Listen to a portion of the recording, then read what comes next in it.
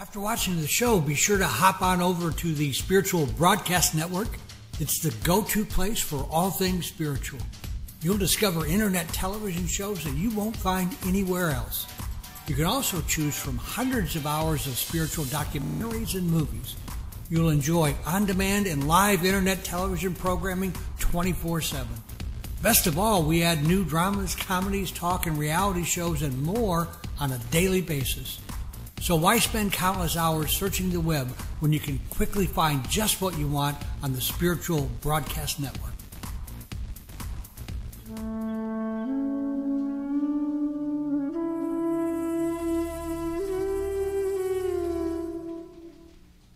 Hello, my name is Evananda. I've been teaching yoga around the world for over 30 years, sharing my blessings by offering free yoga classes, currently on the most beautiful beach in America, here in Siesta Key, Florida. Furthering my collaboration to raise personal and planetary consciousness, I now present Beyond the Matrix, a program in which I have thought-provoking conversations with authors, scholars, teachers, and healers who are on the cutting edge of ideas which will inspire, educate, and open our hearts to the multiple ways we can transform our world.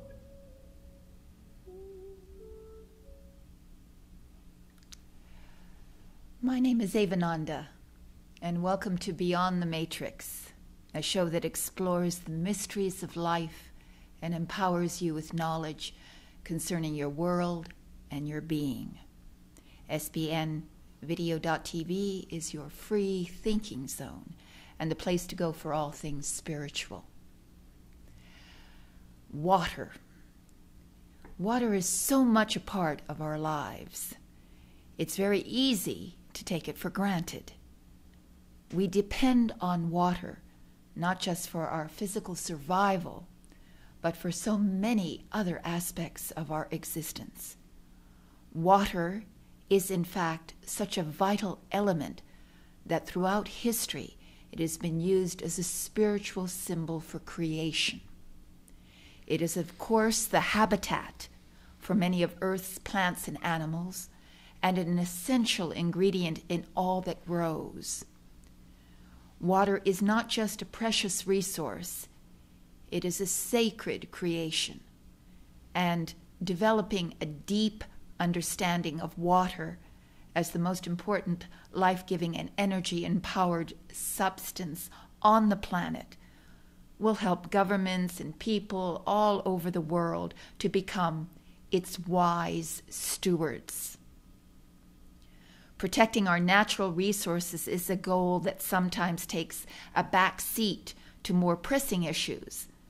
But in the long term, our stewardship of oceans and rivers, our wisdom in allocating and managing water will have just as much influence on our future as the preventing of war or the balancing of our economies.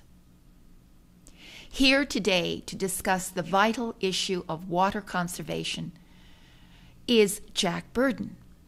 Jack is the owner of Raindrops Cisterns Inc., a Florida-owned leader in water catchment and reuse technologies. Jack grew up as a waterman in South Florida, and his connection with the precious resource goes back to his early days sailing and diving in South Florida. While working in Bangladesh, Jack witnessed water riots at the Indian-Bangladesh border. This experience led Jack into water harvesting, rainwater harvesting, and stormwater reuse. Jack developed a series of rain harvesting and water conservation products before joining RDC in January of 2009. Jack brings over 25 years of real estate development, construction, mediation, and project management experience to the RDC mix. Jack has developed Florida state-approved continuing education courses on rainwater harvesting for the State Plumbers Association and serves as a national trainer for the American Rain Catchment Systems Association. Graduating with a master's in international development education, Jack's research and project formation experience includes multicultural conflict resolution programs, construction partnering initiatives, and conservation strategies. Jack is an accredited professional of the American Rainwater Catchment Systems Association. Welcome to the program, Jack. Well, thank you for having me. Well, water is an extraordinarily important subject, but I'd like my first question to be, in the beginning of my introduction, I mentioned that while working in Bangladesh, you witnessed water riots at the Indian-Bangladesh border, and that this experience led you into rainwater harvesting and stormwater reuse. Could you please talk to us about this very interesting experience and why you were there, what you saw, and what it taught you about water management and the potential for future water wars, perhaps even here in the West? Well, at the time I was working in the garment industry, and I was based in Hong Kong, but I had production in Bangladesh, and so I would go to Bangladesh, amongst other countries, and I would do garment production. We were making clothing for Target stores or JCPenney. Really? And I was driving with a factory owner at the time, and I could see that there was a large group of people and that there was some sort of a conflict occurring because there were more and more people gathering and there were some fires burning. And I had said to him as we were passing by and sort of moving through a larger crowd, what's going on there? And he explained to me that that was the border, part between of a border Bangladesh crossing, and India. And that I guess about, I don't know how many years before, the Indians had built a dam, and there was a river that used to run from India through India into Bangladesh and all the way to the Bay of Bengal, which is the sea there. It's called Cox's Bazar. And every year the Indians had made a pact with the Bangladeshis when they had built the dam that they would open up the dam. This was right before the monsoon season, and they would allow certain million tons of water to come down that river for irrigation and for all water use. They would. This was still and still is where they would do flood irrigation of these areas, like where they rice paddies and things like that. Yeah, all different kinds of vegetables that they would grow, and that was sort of the starter water that was needed to begin the crop so they could be established so that when the monsoon rains would come, then the natural process would begin. And there had been a drought further up in India, and so at the time, the government had decided, no, they weren't going to release the same amount of water that they normally would release at that time, which meant that everyone below the dam wasn't going to be able to properly start their crops, right. And in essence, they were going to potentially starve. And what really impressed me was the idea that water is power, and governments do in some parts of the world deal and control and monitor folks with water. Yeah. The poorest people in the world, Ava, pay the most for water. That's a fact. Is that right? Mm-hmm. And we are in order to keep them under control, or why is that? I don't know if you could make that general statement, okay. But that is a fact that the poorest people in the world pay the very most for water, for clean drinking really? water. I didn't know that. I saw a statistic today, actually, that more Angolans have cell phones and access to that kind of technology more than they have access to clean drinking water. And really, in our lifetimes, water and the idea of water has shifted from being a public common, like air, the air that we breathe, to being a commodity.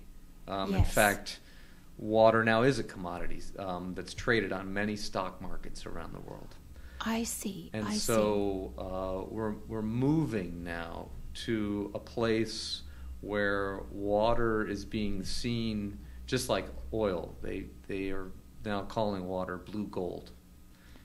The difference is, if you really, really have to, you can live without oil, but you can't live without water. No. It's interesting because I spent some time in British Columbia, and they are water rich, and they've been talking about actually upping the price of their water and selling it to the United States, which California particularly was in need of water, because they, I think it was, where did they get their water? I don't remember, but they certainly they ship it in, or they redirect rivers to get their water. And so, yes, that's the face of the planet is changing in that regard, in respect to water as a huge resource now. Well, I think of water as our forgotten essence. We're mostly made up of water. Each one of our cells is over 90% water. The planet's made up mostly of water. And yet it's one of the things that we so very easily in the first world, anyway, take for granted. We brush our teeth, we flush our toilets, we cook our food. We act as though water really is just something that's just always going to be provided to us. And it's fascinating the reactions you see from people when there is no water. Oh, yes. And when the water gets shut off, or when the water is somehow tainted. And so poisoned. We're seeing more and more too that there are greater and greater challenges with understanding not just the quantity of water, but the quality people think of the Florida water. is a water-rich state. Yes. And in fact, we have saltwater intrusion into our aquifers. We have a great challenge with different pharmaceuticals and different other byproducts and chemicals that are put into our water. Well, they are coming up in our water sources because municipalities are struggling to filter them out. I mean, in some cases, we're drinking other people's scripts. Right. So, and we also have different levels of bacterias and different levels of challenges because of aging infrastructure. So, Florida, which pollutes the water, is what you're saying, or just doesn't deliver the water efficiently. Both. Both. The municipalities take their samples as they leave the water treatment plants. But then if you take that same theoretically clean water, and that's a whole other conversation, and you move it through an infrastructure that in so many American cities can be 50, 60, 100 years old. Oh, and it picks up all the there are other challenges and pathogens and chemicals and all kinds of other things occurring in those pipes. In some cases, those pipes are old cast iron. In some cases, they were lead. But hasn't this led to the popularity of bottled water? Consequently, I think to a certain extent. And again, that's another great challenge. There's a raft of bottles in the Pacific Ocean the size of Texas. Oh yes, the plastic. So the idea that bottled water is our magic bullet is also. You can't really even get water that isn't in plastic. You try to go buy water that's in glass, and it's rare to be able to find bottled water in glass. It's rare, and also you'll find, if you do a little research, that the bottled water industry is actually one of the most unregulated industries in our country.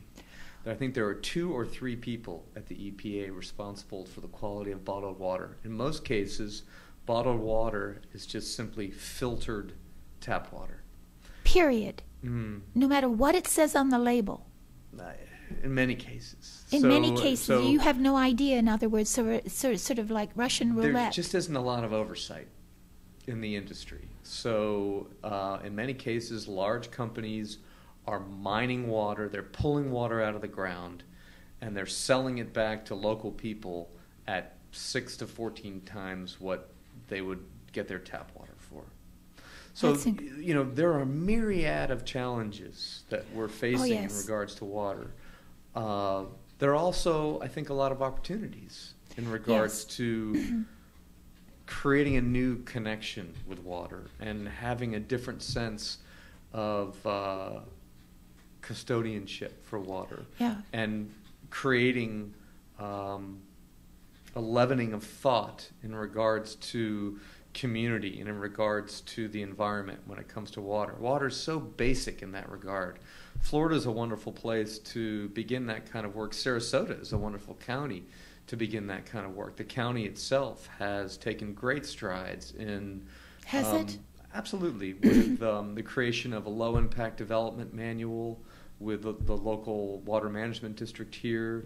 They are outlining ways for developers to mimic the hydrology of a property pre- and post-development. I see. That's interesting. We've been involved with designing living system swales, for instance, down in Inglewood, Florida, where we're capturing polluted stormwater and actually using plants just like the Everglades used to use, biomimicry. As a bio filter. Where the plants are uptaking the pollutants before they can get down into the bay.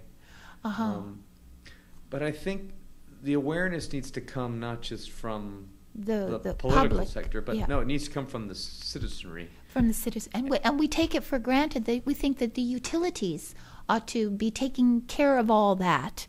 And we don't pay any attention to the water sources or what the quality of the water is, or we just don't, it's not in the forefront of our minds. Well, it's sort of like a muscle that's atrophied. Yeah. If you think about it, because if you had to go every morning to a well, like so many people 100 years ago, instance, well, people are doing it right now in the true. world, just not here. Yeah. And you had to go there, so you had to walk a couple miles, and you had to carry water. the water back with you. How precious you would think it is. You would use it in a completely different way, yes, you would have a different relationship with it. Yeah. One of the things that I've mentioned at different times in Sarasota and really in all of Florida is we think that if our home doesn't look out onto the water, that we're somehow not part of the watershed.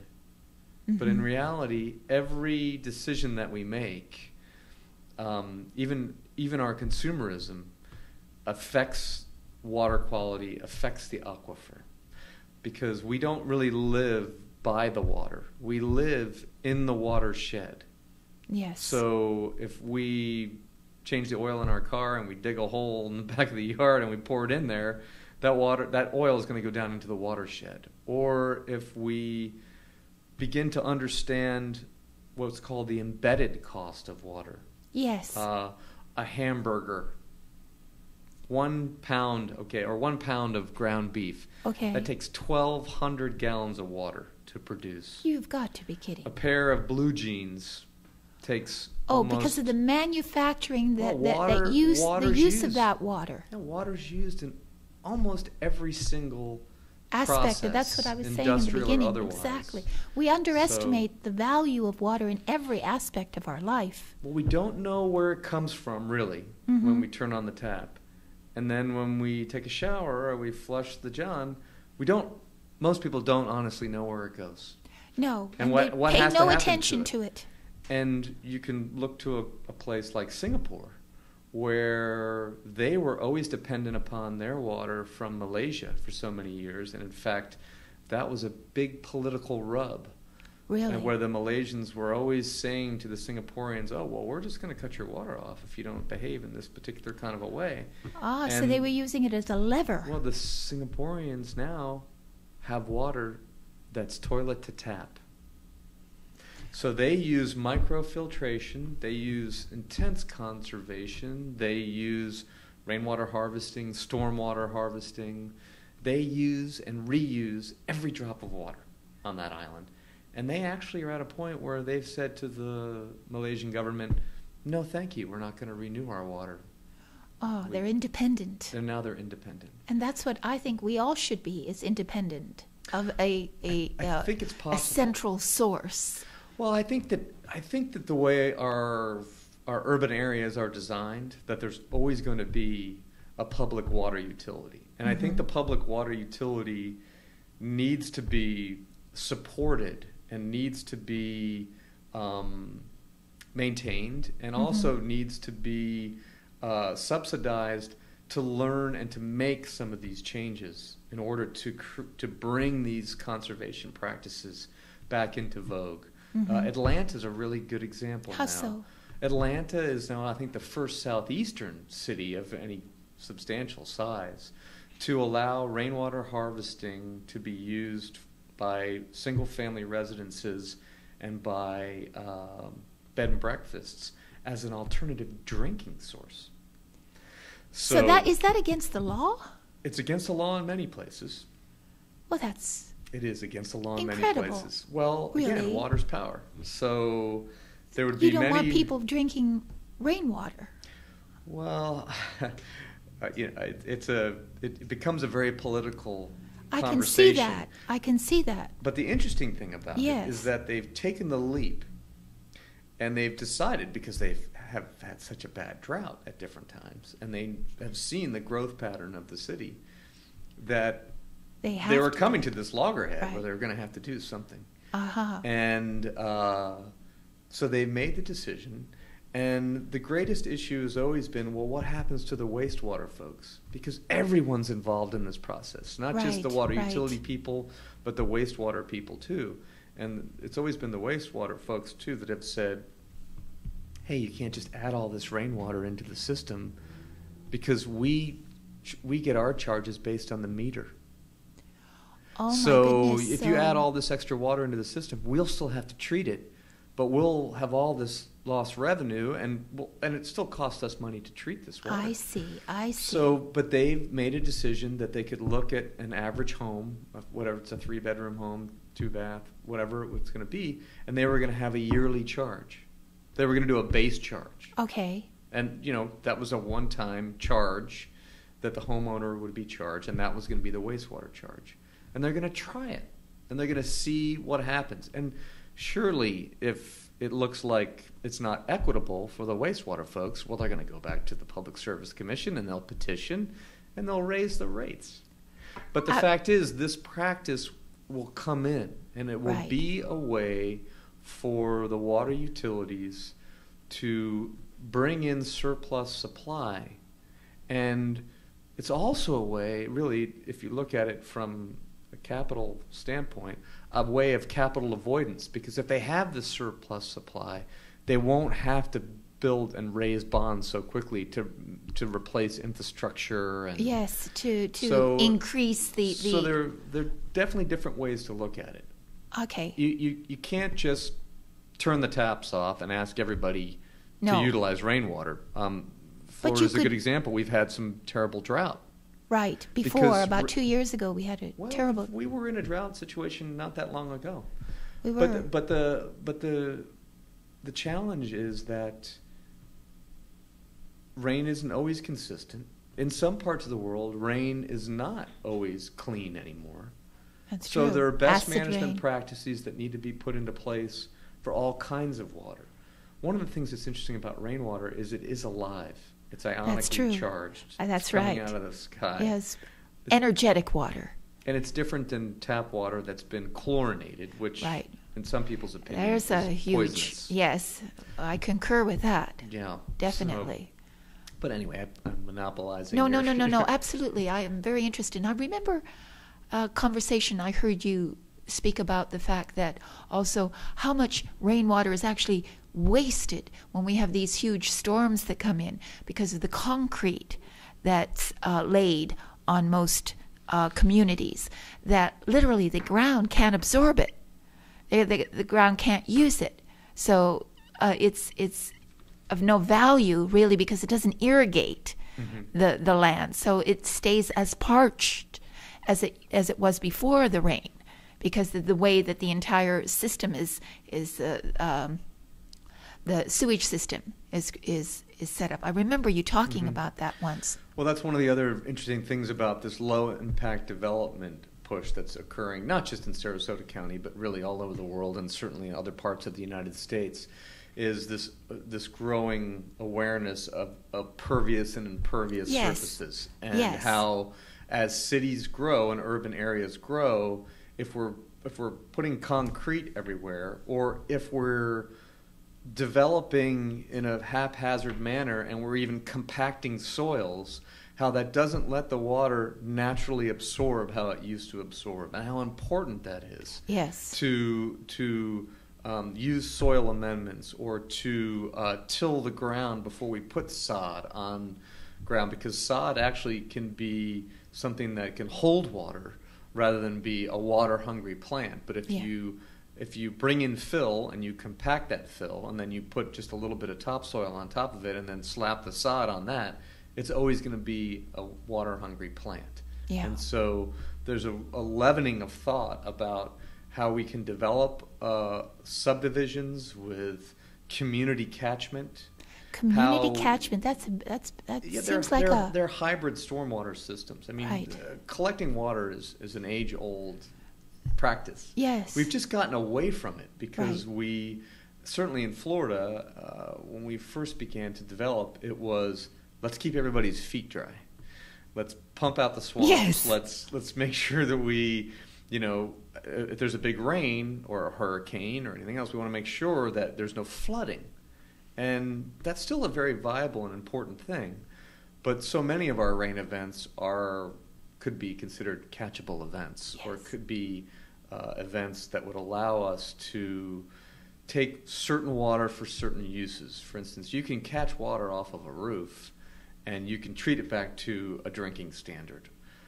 You can catch water that would be considered stormwater that would hit the ground and run across the ground and potentially collect fertilizer and pesticides and other things that aren't so friendly. But you could still filter that water and use it again for irrigation water. Yes. Rather than just pumping water out of the ground or using chlorinated drinking water to keep our lawns green. So, and it's about a leavening of thought and an awareness that we need to pair water technologies. We need to use water-saving appliances. We need to think about turning off the tap when we brush our teeth. We need to think about how long our showers are. We need to think about using smart... good citizens. Yeah, smart irrigation, smart landscaping. And unfortunately, in many cases, this happens through crisis management. Yeah, you have to be at a point of crisis before you become aware that there's any need whatsoever for these things. Sure, and I don't think that for instance, to get back to our original question, the Indian government had a malicious intent when they built a dam. They were trying to do the right thing for their people. Right. But the challenge with dam building, whether it's in India or whether it's in China or whether it's in America, is that it creates so many other surprise effects and so many other not so friendly effects in other areas. Yeah, the ramifications are not changes always landscape, predictable. Right. Not at all. I remember my mom. My mom is from Hungary, and they collected rainwater. Each of the houses had rainwater, and she said that when she washed her clothes, they didn't need any detergent. That the rainwater was so clean that it cleaned the clothes without the need for any detergent whatsoever. That's interesting. Yeah, and that with the introduction of manufactured water, we've had to add so many things to it for it to be as efficient as it can be. Now, we've talked about the challenges, but would your recommendation be that we form water brainstorming communities, in a sense, to see what we could do for our individual communities? Is that would be one of the solutions that you would have to these problems? Well, there's not one solution, certainly. I think that's a part of it. I think that. So what technologies would you? Well, I think the little cistern systems that people put on their houses to do their urban gardening, I think that that's a really fabulous way for people to begin to reestablish their relationship with water. I think people taking the time to look at their water bills and really begin to understand it's not just what I pay in water, it's how much water I use. That's what really is going to matter. And to look at that, for instance, in reference to the national average of how much water a person uses, and then the world average. Mm-hmm. Because so a family of 4, a family of 2, or even an individual. I'll begin to understand. I mean, actually, in Sarasota County, where we are, we've done quite well. Really? Sarasota County, on average, people use about 80 gallons of water a day. As opposed to a national average that might look like 200 or 250 gallons. But again, there's also that embedded water cost that we need to consider as we consume, and we begin to understand that all of our decisions somehow relate to water. Yeah. Even every purchase that we make, clothes and otherwise, also. That's what I mean. All of that impacts what our water footprint is. It's like starting to get conscious about a carbon footprint. Well, there's a water footprint as well. National Geographic has now just launched a huge water awareness effort on their website. And it's giving people these kinds of tools to be able to understand what it means to be a water user, and to just begin to question more.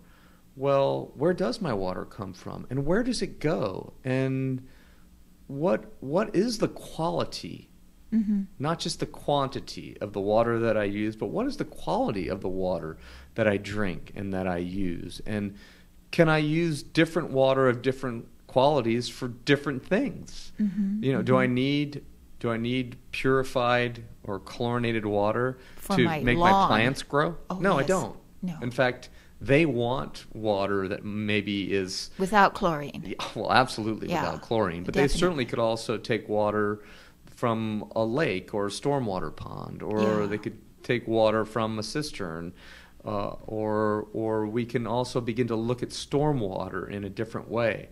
We have, in the Western world, have always looked at stormwater as a nuisance. We need to get that water and get it out away. Stop the flooding. But what we've realized by doing so, specifically in Florida too, is that by moving that water away so quickly, we're damaging water quality downstream. Now, people come to Florida. Yes, it's a major tourist destination. Yes. People don't think they're coming here for water quality, but they are.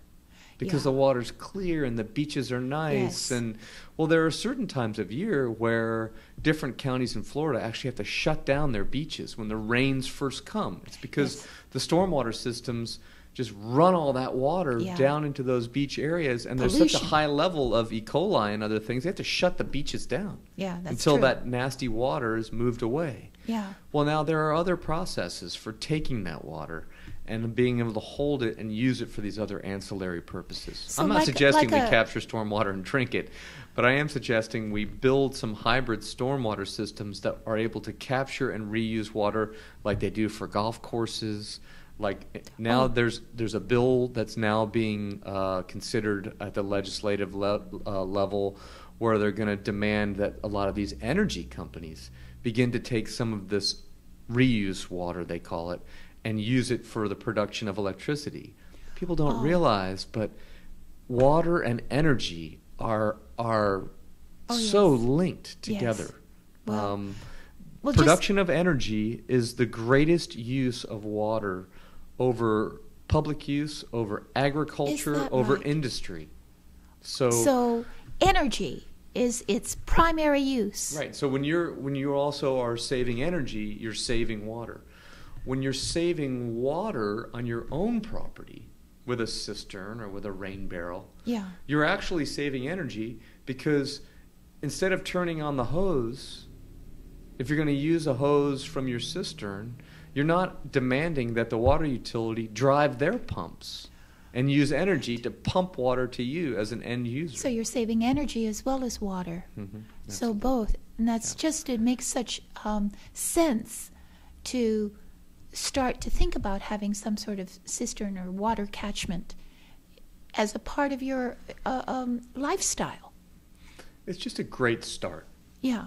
I think that there's going to be there are going to be other areas where people are going to need to be more vigilant, and I think we've discussed some of that in regards to quality and quantity.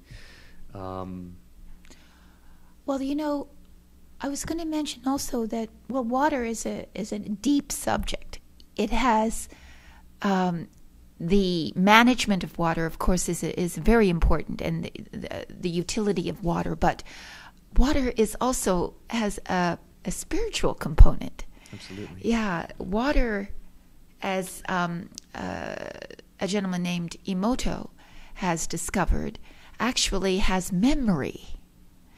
And what's so fascinating about it is that it physically has a memory of its experiences in the world, and you can actually implant experiences into the water. That is, through thought. It records. It's like a recording device. It's unbelievable that water should have this sort of conscious property. But it does.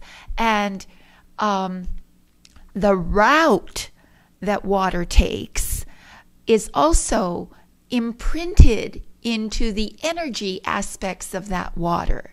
So the vortex, apparently, is a path, this sort of like spiral path that nature loves, a spiral, uses it over and over again in nature, that if the water follows a spiral path for a very long journey, that it not only becomes more pure, it's a natural purification process, but it also energizes the water.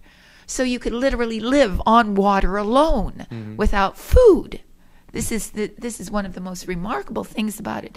Do you know anything about those aspects of water? I do. I'm fascinated by those aspects as well. I've read some of Emoto's work, and I was blown away. Yeah, so was I. By the work he's done and the crystalline structures that he's been able to document as he's scientifically documented as he's held messages in water, and I mean, we all know that certainly water has been a cornerstone in so many religions around the world, and water has always been seen in primitive cultures, and I think as time has gone on, as a focal point and as a place of richness and holiness, and and they have a deep reverence for water.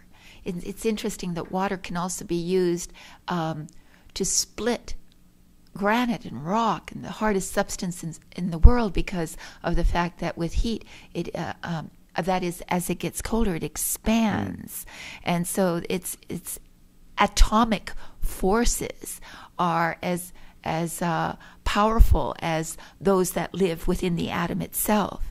So we've not even begun, I think, to utilize water in all its many aspects. Well, certainly water is also being used now in the health industry as an alkalizing agent. That's right. And to be used to heal the body. Yes, because a body needs an alkaline environment, because diseases, they say, only grow in an acid-based system. And so if you can imbibe water that is more alkaline, then it remedies that situation physiologically, so that you are less prone to harbor diseases, germs, viruses, and such. They die in an alkaline environment. A highly oxygenated, highly oxygenated alkaline and of course, environment. water is also responsible for that too, for as the delivery oxygenization system. Right, exactly. So I mean, the amount of potential good that's within water is, I think, been ignored culturally. And it's interesting because at the beginning of our culture, the American culture, water was very much a part of determining where civilizations grew.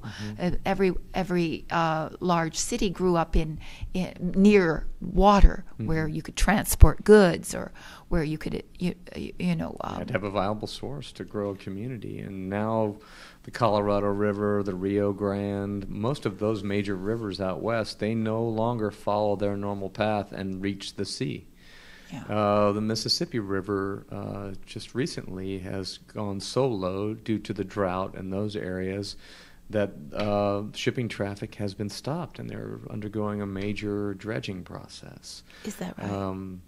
So, and all over the world, we're seeing major multinational corporations and governments grabbing fresh water and fresh water rights and springs, and there is no doubt that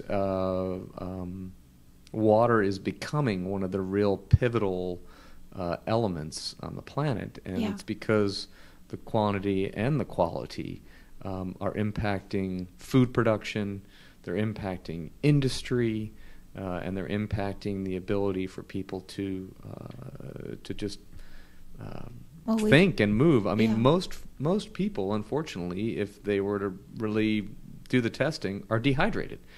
They don't drink enough water. That's true too, and that's a huge factor in illness. Is just plain dehydrated. People don't drink enough water.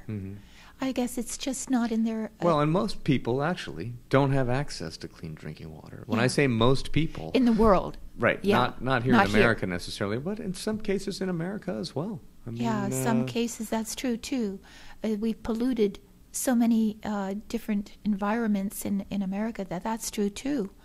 But I think that what is worth looking at is just people pausing and beginning to consider what their individual relationship is with water, and how they can begin to open up their awareness and have a greater understanding.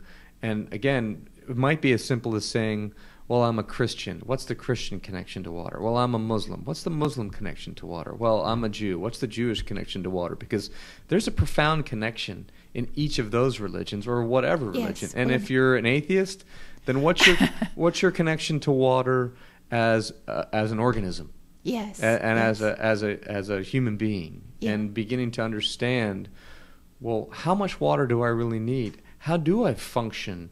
Will I function on a higher level if I drink more water? Because it's interesting. If you do it for a couple of days, you'll find that you're in a different space with water. That's true. If you start drinking a little bit more water, you feel completely different. Well, your joints work differently. Your brain works differently. Your bowel works differently. It all works differently. And that's how vital it is to the human body. It's our forgotten essence. Yeah, it really is. Exactly. And where do you plan to be working in water in the future then?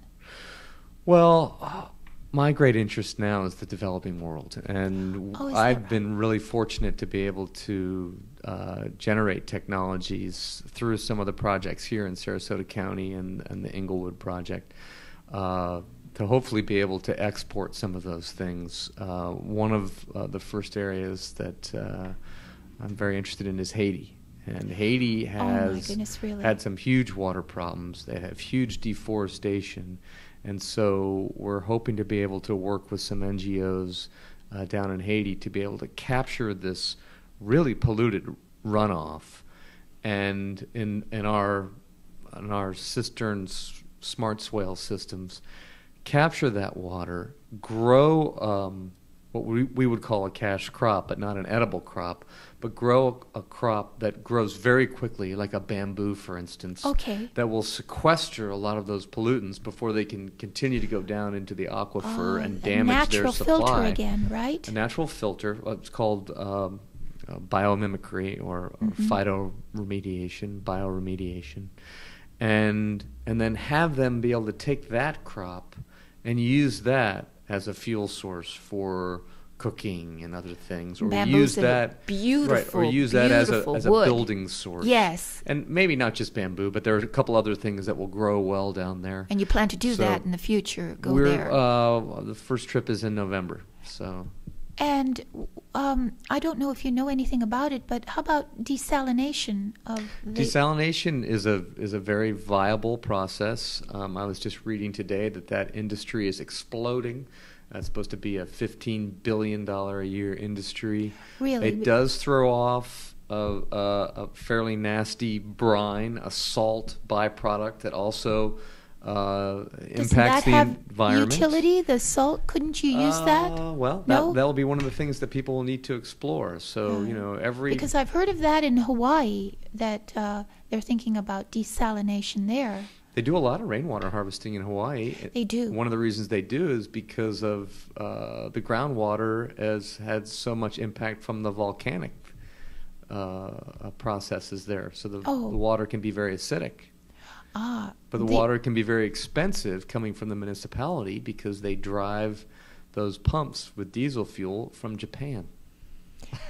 Well, that's interesting because it's all linked together. It's all linked, and it's interesting when you think about it politically, because in Hawaii there's a separatist movement that was taking place before I left, and their idea was that they were going to take water as the gold behind their new currency. Wow.